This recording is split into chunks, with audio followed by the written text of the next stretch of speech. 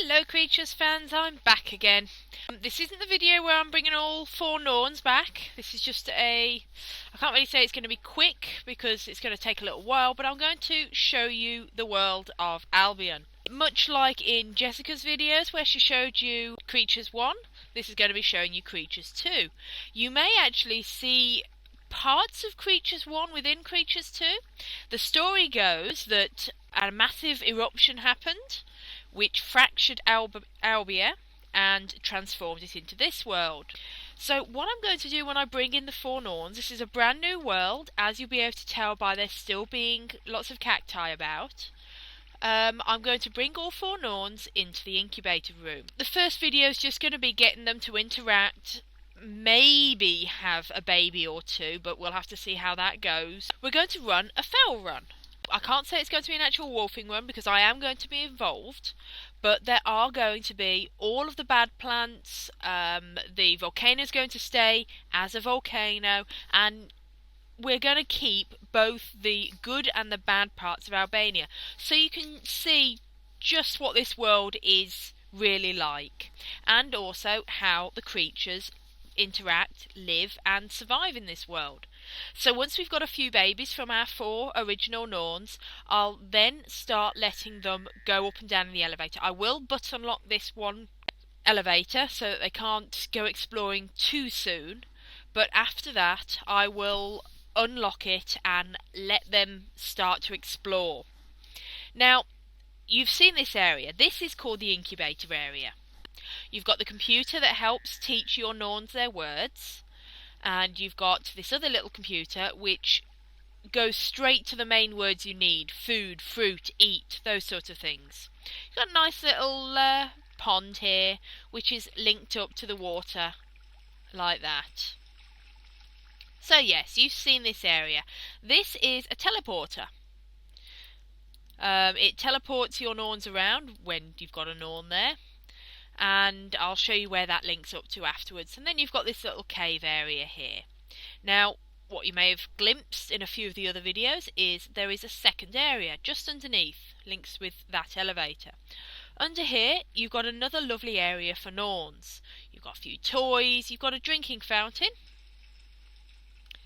little symbol for them to play.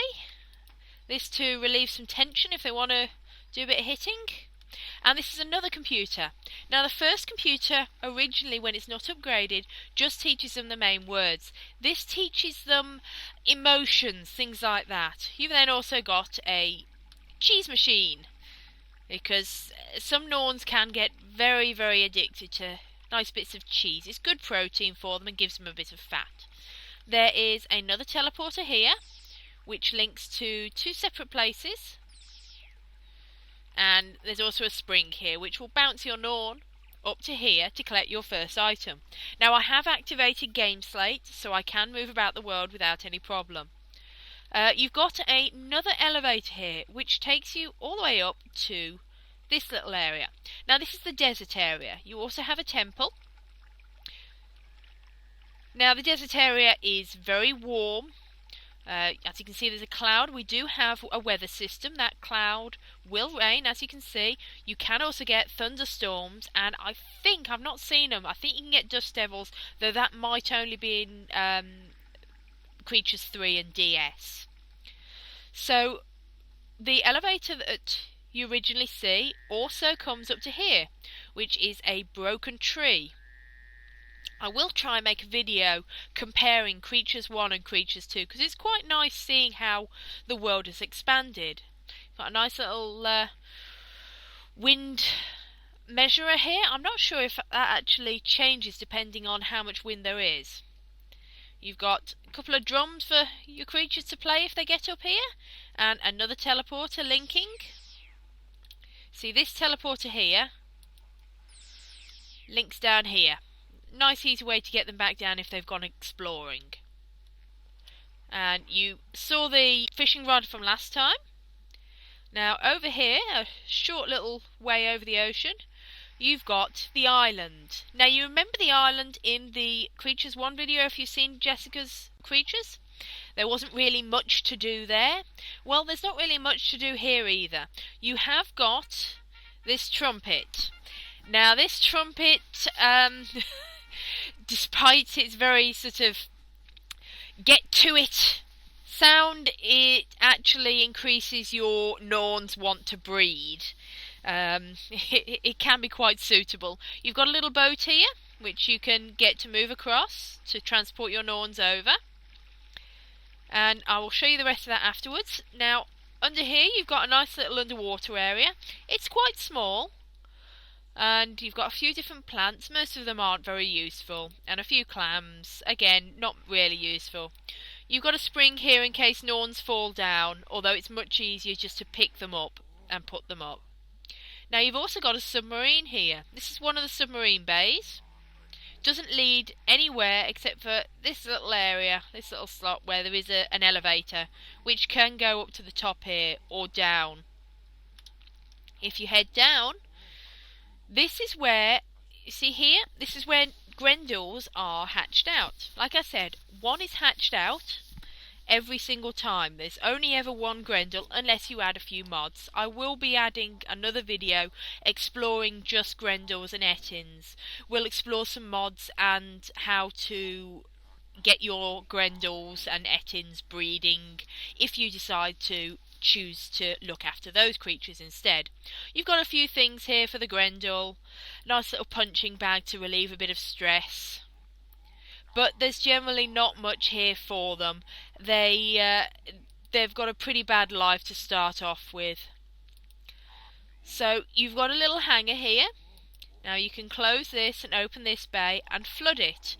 You do get a lot of people killing their Grendels that way, which it's a little mean, but sometimes you're not really wanting to deal with Grendels. This fish will die if I don't put it back in. He doesn't seem to want to know about it. I'll just grab a tomato, see if I can get him to eat that. I don't like torturing them. You got a couple of crabs here. They don't do anything. Lots of fish, which, like I said, you can eat. So you can see here's the underground area, and that's what you're used to seeing. Now, from here, you've got the top of the volcano.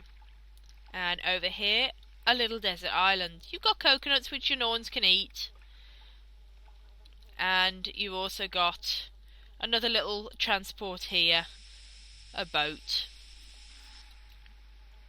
So here you've got a little wooded area. Over here you've got a calendar. This calendar will change its day each time a day goes along, so you can keep track of how long you've been playing in Norn time, in Albion time. You've got a beehive here, which is producing honey.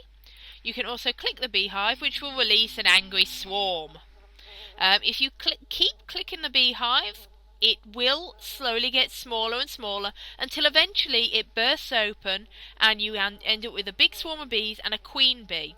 That swarm will follow the queen bee for quite a while until she eventually settles somewhere else, usually the same spot, and creates another hive. Again, it will start small.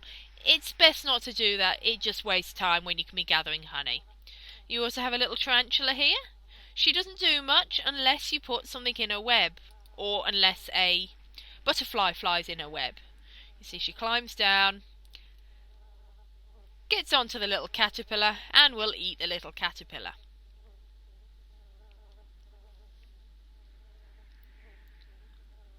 We've got some nice flowers here. And you will see this tree has got some buds on it. That means it's spring. It will change its leaves as you go on through the season. So you will end up with all full of foliage and then going brown, and then it will lose its leaves and then it will get them back. You have here an ant nest, which I mentioned in the other video, and here the little ants. As they are, I don't think I can get them to hover. It's a bad bug, so they hopefully won't eat them. Now I'll show what's below that afterwards. So here we have a nice little rope bridge. This is, let's see, fruit. I think this is actually a wine and will get your Norn drunk. It's generally not a good idea to let them get drunk. So you got more bits of fruit here. There is a bad plant which is here. Yes, this is toxic. You don't want your Norns eating this at all. Hopefully they've learned that bad plants are best avoided. So back here we get to all of the cacti and the temple. Now, we'll go to over here again. So we've got this little area. This little area leads nowhere. You can get a mod which will allow this to be walkable. But I obviously haven't got that installed at the moment. So usually your Norns come this way and they get to this area. Now there is an elevator here which does lead to a top level to the beehive, but it's actually below that you want to get to. Now this plant here is very important if you're not using the too many of the mods.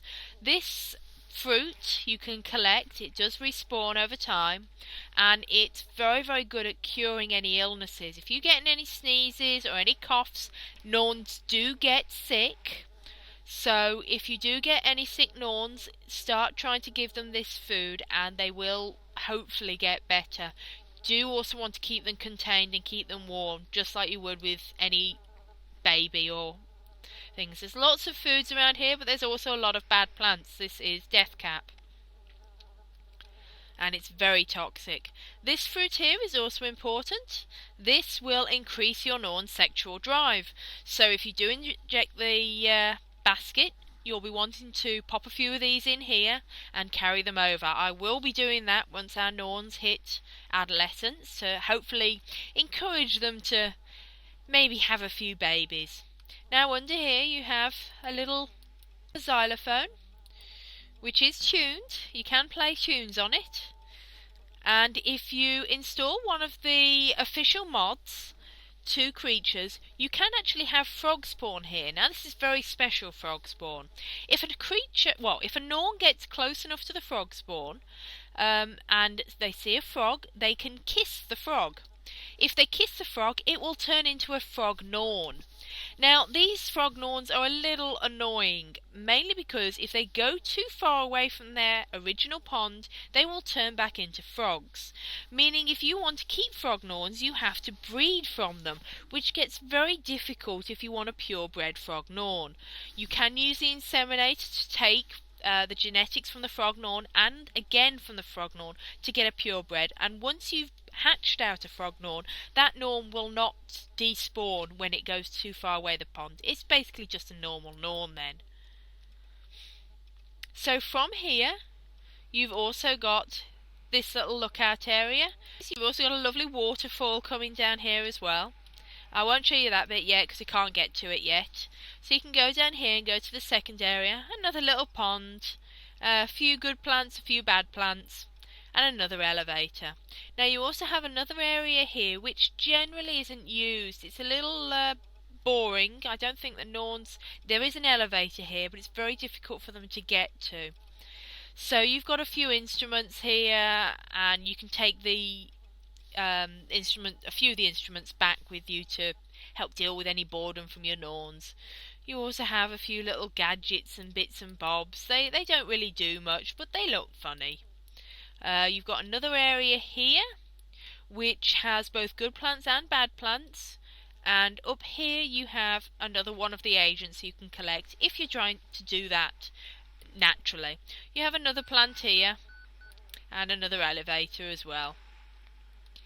This will release eggs which will hatch out into caterpillars and then turn into butterflies. And over here you've got another one of the agents. This is also in the volcano. I know I'm being very spotty at the moment, but hopefully you'll be able to follow where I'm going. So we get to this funny little thing. Now here we have another elevator, and we also have another little area with a little doozer in. Now you see these red spots. These you don't want your Norn going anywhere near. These will cause fevers. They're basically like mosquitoes, and they're not very nice at all. You want to keep them sort of secure. I don't think they can move from there, but I've never tried it. Now under here you have the little greenhouse. There's nothing really much here, but you can plant plants here.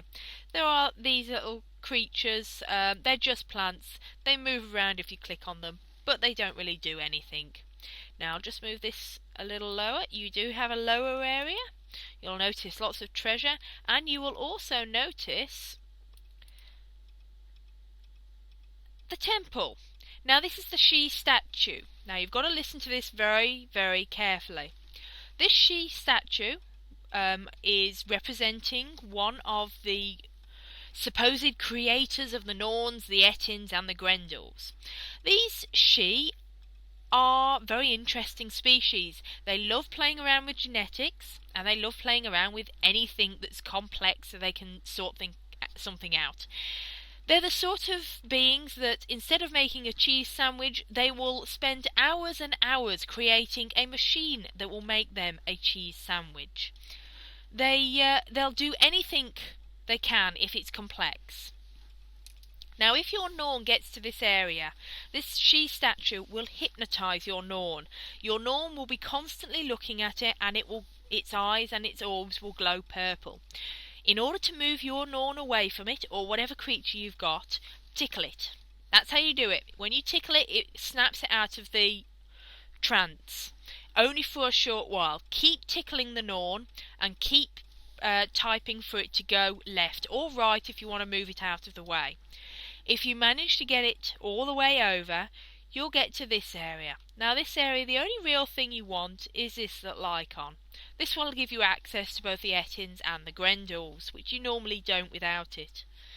You've also got here, which is a chemical station. Now you can brew several different things. You see here? Some of them will cure your Norn, some of them will poison your Norn, some of them will make alcohol, and there's lots of different things. I don't know all of the different chemicals. I'll see if I can research it and give you a little guide to it if you want. Now over here we have got the Volcano. This is the lower level, and this is with it untransformed. So you've got an elevator here which links to the Grendel's area. Now normally the Grendel doesn't come down in the elevator, he just falls, and it's not a very nice fall either. He gets very hurt. Now there is radiation in the Volcano, and that will seriously affect your Norn, so you don't want to go here. However, if you have got a pregnant Norn and you bring her over, it is rumoured that it does affect the baby. So if you want some very random mutations, you might want to try it. However, it's much safer just to download mutated creatures off the internet instead of possibly killing the baby and the mother. Now over here we have got this little door, and over here this is where the Ettin hatches out. And the Ettin's over there. There's some bad plants, but hopefully he learns not to eat them, otherwise he dies very quickly. I won't show you that, that's a bit later. Now you do have a doghouse here, and there is a dog. We can call him by clicking on it. He will come over. Might take him a little bit. Oh no, he's taking the camera over to him. Here's the dog. He's quite an ugly looking thing. You can scratch him, you can pick him up, and people love torturing him. This is Pits. Now, around the same time Creatures was developed, another game was created called Pets. And, well, there was a little bit of a rivalry between them. There is a very large belief that Pits here was created because of the Pets games, and it's more of a running gag. He's completely useless, he doesn't die, you can't do anything with him, and that pretty much describes the Pets games. I'm not bashing the Pets games, I do enjoy them, I do own them, but they can get a little boring when the creatures are always the same. I know you can create other dogs and other cats, and people have created a lot of different things, but Creatures has got a lot more depth to it with all the genetics. I think what they were trying to say with Pets is more simple, which is understandable, unless you get into the creating of the pet side, which gets very complex, I can tell you that. Now from here you've got a nice little elevator that goes all the way up, and you've got a bamboo hut and several other elevators leading up as well. This little area tends to get left alone. You do get a few Norns wandering up here and starving to death, basically, because they can't be bothered to go back down and get food.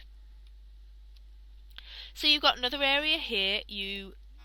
Looks like all the... this is a potato plant, and you can grow potatoes here. There is also some fungus around usually. There's one growing at the moment. And you've got another ant nest here. Lots more flowers, lots more bits and pieces, some more fruit down here, and another water fountain. Now this is a great big tree, so if we go up it, you've got another lift and another beehive. You've also got a few other interactable objects, a few toys, and a lot of Norns like it up here. You also have carrots here. Now carrots are very nice for Norns. The only problem is they do have a habit of rotting away, and when they rot they're not very nice and can sort of hurt your Norns. So it's generally best to keep the rotting fruit only where you've got ants to deal with it. Either that, or if you're a very dedicated gardener. You've got a lot more fruit here. This grows back and it changes colour depending on how ripe it is as well. You've got another tree house here and another pipeline. This pipeline leads over to here where we were again. So we can go up again, and this is the full height of the tree. You've got some more food, and you have also got this, which will take your Norn over to the different areas. If we go straight up, you can see the rope bridge that we were at before. Now there is something very interesting over here. We have a control room. This control room is located directly below the other areas that we know. And the control room you can activate. You just click on those buttons there. This is now activated. You get this little up. Genetic splicing machine now powered up. You have here the splicing room. Take a look at these little gadgets. They will start moving when I activate it. And if you have seen the trailer for Creatures 2, you will recognise this, and possibly this area as well. This is in the trailer, although much more animated. Now if you head your Norn all the way over down this pipe, there is a shuttle which you send your Norn over to. It will then drop them off in this room. You have two pods here which you can trap creatures in. Once you have your creatures trapped, you are able to pull this lever. We activate the machine. This starts scanning around and we get the genetic data of both creatures, which are combined, and we then end up with an egg down here. That's obviously when we've got creatures. It travels down here to here. Now what this does is it will kill both creatures that you put in here. However, it will splice their genetics together and create a brand new creature. It's like breeding them. Most people generally prefer to use the inseminator. However, it's a lot of fun, particularly if you like torturing your Norns and you like creating monstrosities. So that's the whole world covered, I think.